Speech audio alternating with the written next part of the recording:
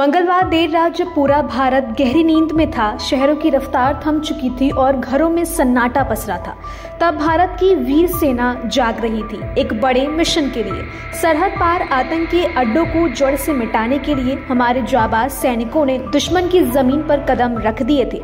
Operation का नाम था ऑपरेशन सिंदूर और मकसद था आतंकवाद को मुंहतोड़ जवाब देना।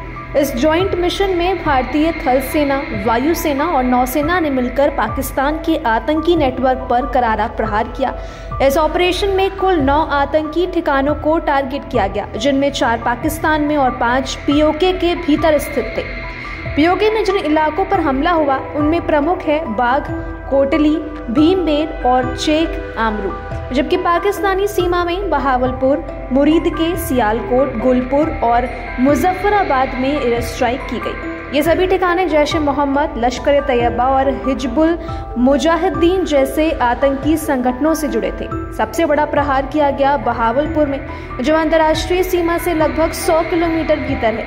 यहाँ जैश ए मोहम्मद का मुख्यालय मरकज सुभान अल्लाह मौजूद था।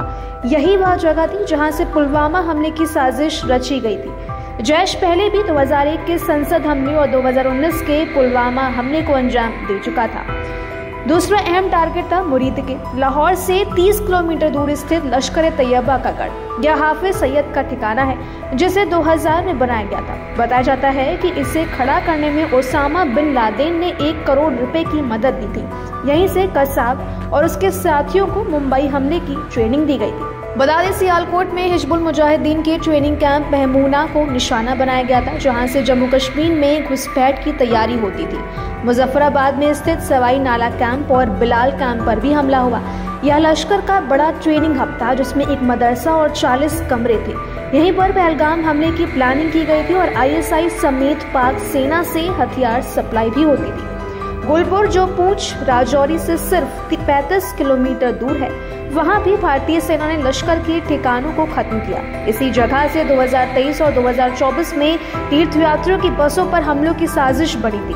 बता दें, भीमबेर में मरकज अहले हदीस को निशाना बनाया गया, जहां 100 से ज्यादा आतंकी सक्रिय रहते थे। यह लश्कर और जमात-उद-दावा का पसंदीदा अड्डा माना जाता था।